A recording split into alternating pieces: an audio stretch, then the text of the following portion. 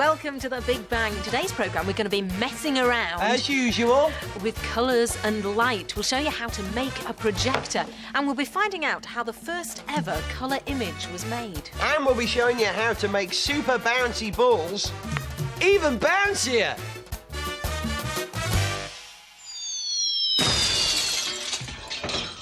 Wow. But first, a trick. Kate, I have here some perfectly ordinary bubble mixture. I'm going to blow some bubbles, and I want you to try and suspend them in there without damaging them. Okay? No problem. Go ahead. Go ahead. Oh.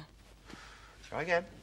Oh, it's no good. They just fall down and hit the ground and burst, or they burst when I touch them. What you need is some of Gareth's gas. I've got some here that I prepared earlier. Come and look at this. Right. You almost won't believe what you're about to see. Watch this very carefully.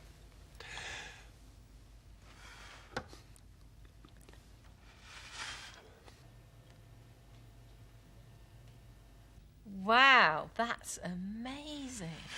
What's going on? Well, you see, it's all got to do with the weight of bubbles and the weight of what they're floating in. And you see, bubbles are actually heavier than air, so they sink to the ground. But there's no air in this tank. Instead, it's full of a gas called carbon dioxide, which is given off by all this fizzy water which I poured in here earlier on. Now, there's also some ice in there which cools that gas down and stops it from moving around. And carbon dioxide is heavier than air, so the bubbles are lighter than the carbon dioxide. So instead of falling, they float as if they're on some kind of invisible table. Now, that is brilliant. Right, I've got a trick for you now. Here is a pencil and a jar of rice. I want you to pick up one with the other.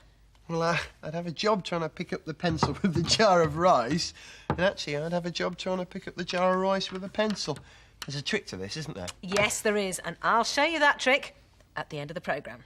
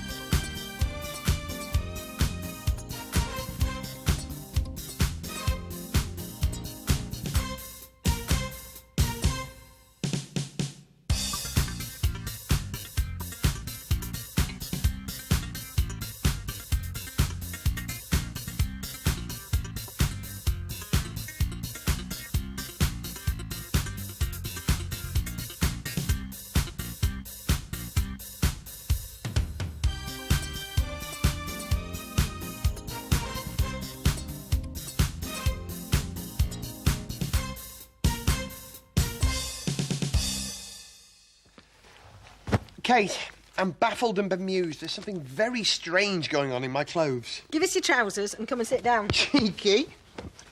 It's all to do with the way we see things. The reason I can see you is because light is coming in through the window and some of it bounces off you and goes into my eyes. No, I knew that. No light, you can't see. And the light coming through the window is ordinary white light, and that is made up of 3 different colours. Yeah, I knew that. Red, green and blue. But do you know why your trousers are yellow? Well, because my green trousers are in the wash. Wrong answer. Your trousers are yellow because they trap one of these 3 colours, so it can't bounce back into your eyes. And your trousers are full of loads of blue light. No wonder they're so heavy, then. What happens is the white light hits the trousers, the blue light is trapped, and the red and the green light bounces back and goes into your eyes. And red light and green light makes yellow light. Why did my trousers change colour when the lights changed? Well, we weren't shining ordinary white light on them, were we? If I shine red light onto your yellow trousers, what bounces back is... Red.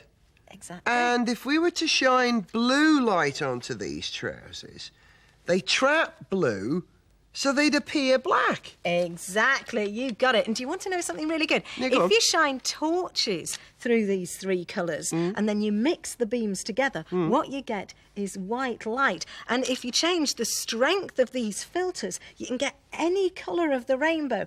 And that's how they made the first ever colour image. Do you want to see? Do you want to see? This has got something to do with those projectors over there, hasn't it? Go on then, show me. Come on. Go on. Gareth, will you get the lights for me? Righto. Yeah, I've done that. Thank you. Now, I've got here 3 photos, each taken with a different coloured filter over the front of the camera. This one was taken with a red filter, which means that only red light got into the lens. But it's still a black and white picture. That doesn't matter. It's a black and white picture of everything that I could see that reflected red light. Now, this one's all the green light, and this one's all the blue light. Now, if we put the same coloured filters back over the front of the projector, see what we get. You do the red. OK. I'll do green. And here's the blue. You get all the red, green and blue back that was in the original scene. So all I have to do now is line them up. And because all the colours in the room are made of a mixture of red, green and blue, I bet I know what happens next. what you get is a full colour photo. That is truly amazing. Thank you. Gareth? Gareth? Yeah? What's that? I think it's the blue light trapped in my yellow trousers. I'll just go and let it out.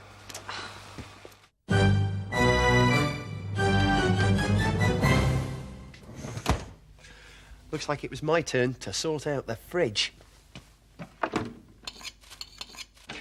Today's strange but true story is about rotten food, or rather, how to stop the rot. You see, food goes off when it gets tiny, nasty, horrible little microscopic beasties living in it. And the way to stop food from going off is to make life unpleasant for the micro beasts. Now, these are some of the methods that have been used over the years. Drying, smoking, or pickling. And all of these techniques make life horrible for the little fellas. Ice is one of the oldest and best preservers, and not just of food. Archaeologists have found ancient bodies perfectly preserved in the frosts of Siberia. It was Clarence Captain Birdseye who first realised that food kept its flavour and freshness better if it was frozen quickly, and he invented his own fast-freezing machine. And by the 1920s, packaged frozen food was on sale. I didn't know that fish had fingers. Of course, fridges aren't as cold as freezers, so things can still go off in the fridge. Can't they, Gareth? We can thank the Emperor Napoleon for the invention of tinned food. He offered huge amounts of money for someone to come up with a method of feeding his armies as they stomped across Europe. And it was a clever chef called Nicolas Appert who suggested that the micro beasties could be living in the air. So he put his food into containers and then heated up the containers to drive off the air and kill the micro beasties. And then he sealed those containers. Well, Appert might have been clever, but cleverer still was an Englishman called Peter Durant. He came up with the idea of using tin for the containers because it was strong. Then tins were in, and they were very effective at dealing with those micro beasts. So much so that when a tin of veal that was sealed in 1824 and kept in a museum was opened nearly 100 years later, the whole thing was scoffed down by a very contented and healthy cat. But the cleverest man of all was Robert Yates. He solved a problem which had been driving people nuts for ages. People could actually lose weight trying to get into their tins. And believe it or not, it wasn't until 50 years after the invention of the tin that he came up with the tin opener.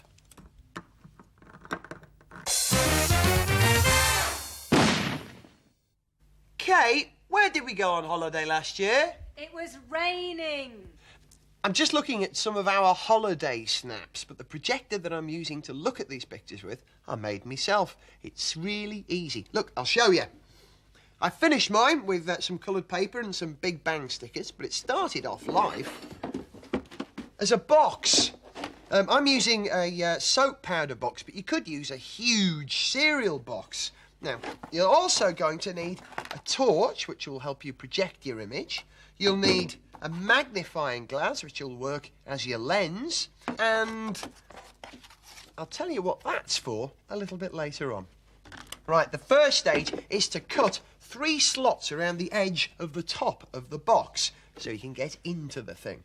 Now, you're then going to need to cut a round hole in which you're going to mount your magnifying glass. However, cutting a round hole in a thick box like this is really tricky. So this is where this bit comes in. You cut your round hole in some thinner card and then put that in the slot, like so. And then simply fix your magnifying glass over that round hole. I'm going to use some sticky tape for now, but if you want to make yours a little more permanent than mine, well, you could glue it in.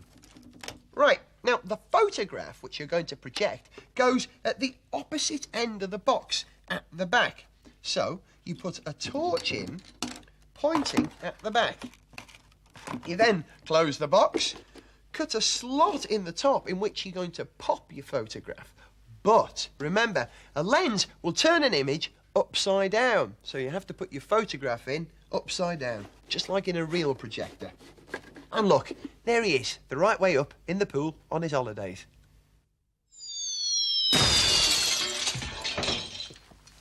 Not in the house, Gareth. Have you seen this ball? It's so bouncy. I reckon we could get this into orbit. Don't be daft, Kate. The only way to get something into space is to strap it to the back of a jumping cow. But we might stand a chance with this. It's my trusty 3-stage Super Bowl rocket. And what in the name of Helen Sharman is that? It's a bouncy ball with a cocktail stick stuck on it, 2 smaller bouncy balls with holes drilled in so you can stack them on top. And when you drop that, to the stars. We really better not do this inside. Come on, rocket woman, to the wide open space, free of fragile things. Oh, we should stop doing that. Top man never rests. Top man, come on, set off my rocket, then we can go home again where it's warm. My triple star smasher, stand by for launch. 3, 2, 1. Wow! Oh, it's brilliant! That was great. I mean, do you want another go? Yeah. Oh, excellent. You got another one. There you go. Hang on, sorry. Got another one. Here we go. Clear the launch area. 3, 2, 1. Wow! Well, he should have ducked, shouldn't he? Quick, we must return to the Big Bang Cave and await the call of justice.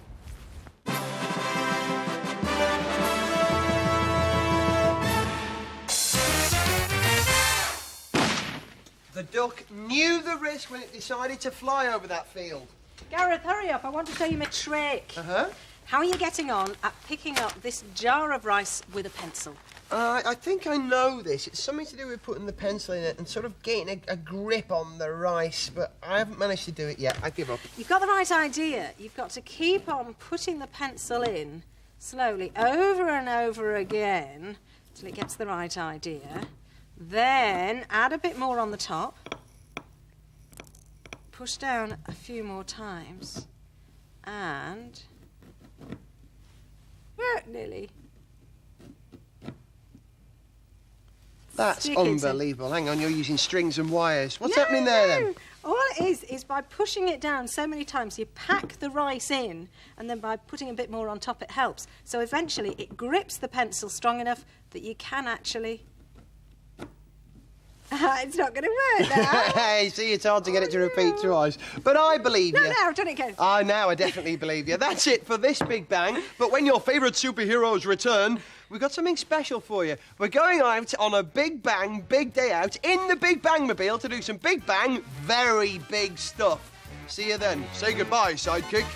Bye-bye.